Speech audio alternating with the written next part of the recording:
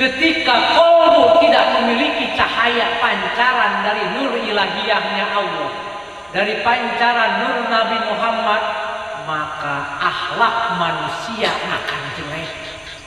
Karena dia akan dikuasai oleh nafsu amarahnya tadi.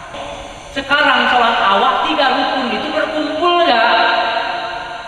Kalau tidak berkumpul 3 rukun itu berarti sholat awal apa nilainya? Aja loh seperti ini.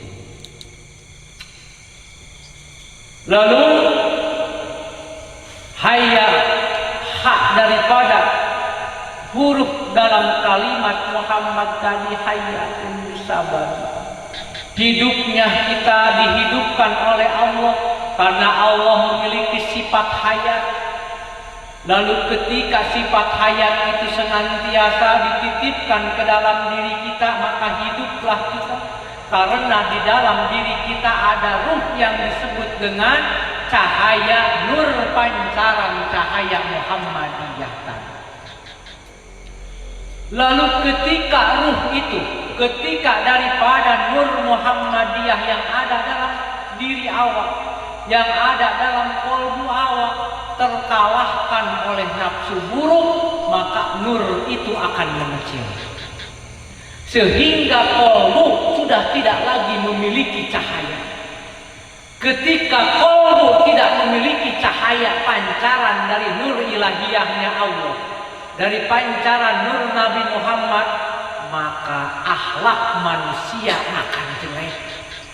Karena dia akan dikuasai oleh nafsu amarahnya tadi, yang tertanam dalam dirinya iri, benci, sombong, ria, takabur. Kenapa awak pada saat ini suka? Mudah sakit hati, mudah tersinggung karena kolbu awak tidak memiliki pancaran nur Muhammadiyah tadi. Kalau kolbu awak memiliki pancaran nur ilahiyah, nur daripada Muhammadiyah tadi, jangankan disinggung orang, dihina orang pun akan nikmat. Tuh contohnya Nabi Muhammad, dilecehkan, dicaci, dimaki, mana Nabi pernah marah? Dilempari tai unta, pernah marah, bahkan mengucapkan alhamdulillah. Makanya kenapa di setiap masjid itu tempat suci, di setiap masjid tak pernah elok orang itu dalam mengurus, selalu ada perpecahan. Kenapa bisa seperti itu? Karena akhlaknya tidak mencontoh kepada Nabi Muhammad. Tak jadi pengurus merajuk yo, tak datang lagi ke masjid yo, kan seperti itu. Karena kenapa? Kolbunya diliputi oleh nafsu amarah, sehingga pancaran nur daripada Muhammadiyah kepada kolbunya itu tidak menerangi kolbunya. Makanya yuk kita berbenah diri. Awak dari kecil sudah diajarkan sholat, awak dari kecil sudah diajarkan untuk mengurus jasad. Jasa ilmu fikih, ilmu syariat itu untuk mengurus jasad awak. Dalam hukum fikih bagaimana awak supaya tahu tata cara, gerak-gerak dan bacaan sholat yang betul. Tetapi di ilmu fikih tidak bisa mendidik kolbu awak, cuma bisa mendidik daripada aturan-aturan ilmu yang berhukum lahiriah saja. Lalu untuk mendidik rohaniah awak, untuk mendidik kolbu awak, sekaranglah kita mulai untuk mendidik rohaniah awak. Supaya apa? Kalau seandainya kolbu elok, maka akan eloklah semua tingkah laku orang. Sehingga dai-dai kita berkata di dalam tausiahnya, dipanggil tausiah ke Masjid Anu khutbah Jumat, dia berkata dalam hadis Rasul dikatakan, katanya seperti ini, inna fi jasadil muklotan illa fi jismi. Kata dai-dai kita apa? Di dalam diri manusia ada segumpal daging, dan apabila segumpal daging itu elok, maka akan eloklah tingkah laku dan pola pikir orang tersebut. Apa segumpal daging itu? Yaitu kol. Tetapi ustaz itu pun bingung, pening juga, tak tahu juga bagaimana cara mengurus kolbu itu. Dalilnya dia hafal, tetapi ilmu untuk mengurus kolbu tak tahu. Makanya akhlak ustaznya pun sama, buah labu juga. Seperti itu ya kan. Tapi kalau asahan buah labu apa? Itu pada saya jumpa itu dia belajar. Kalau asahan buah labu juga. Oh sama, berarti asalnya ada juga sama.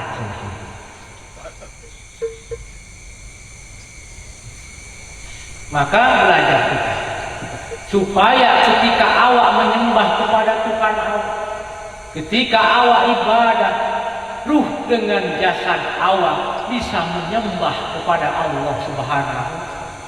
Sekarang awak baru cuma bisa jasad saja menyembah kepada Allah, cuman jasad saja yang sujud, tetapi kolbu, ruh tidak bisa sujud kepada Allah. Maknanya tetap awak masih melanggar hukum dan aturan dari Allah.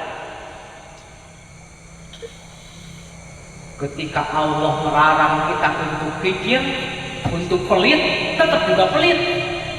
Tapi kalau kepala sujud itu kepada Allah, kepala saja yang sujud, tetapi ruh batinnya tidak mau sujud kepada Allah Subhanahu wa ta'ala.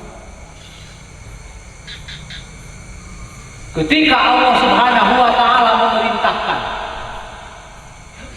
jangan membenci dan jangan senantiasa menyimpan prasangka buruk terhadap sesama makhluk Allah.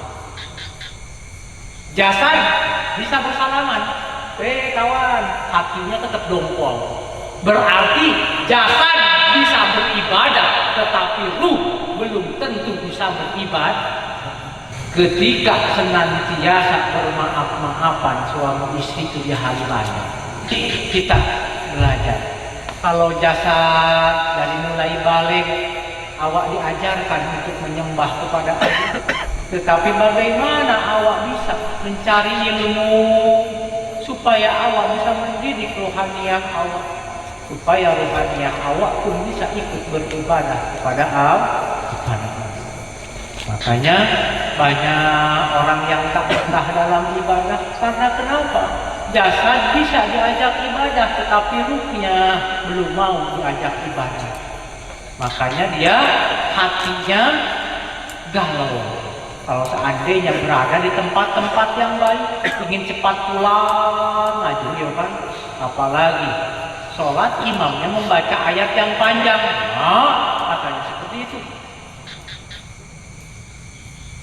Jadi di situ karena kenapa bisa hati itu berkata seperti itu, keberatan hati itu karena ruh awak belum dididik untuk beribadah kepada Allah.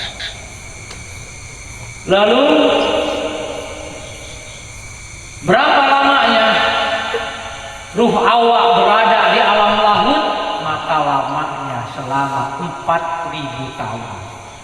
4.000 tahun Allah adakan diri ruh awak semua di alam yang paling tertinggi, alam pertama yang disebut dengan alam.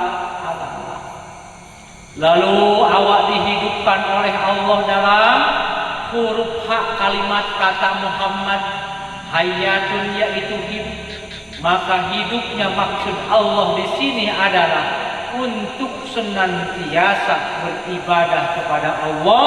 Lalu ayatnya yang telah banyak kita hafal, wa ma khalaqtul jinna insa illa liya'budun. Tetapi ibadah yang Allah inginkan bukan saja beribadah jasad saja, tetapi yang Allah inginkan adalah beribadahnya kita dohir dan batin kita. Karena kenapa banyak orang yang senantiasa bisa ibadah tapi cuman sekedar jasad saja, tetapi batinnya belum tentu dia bisa beribadah.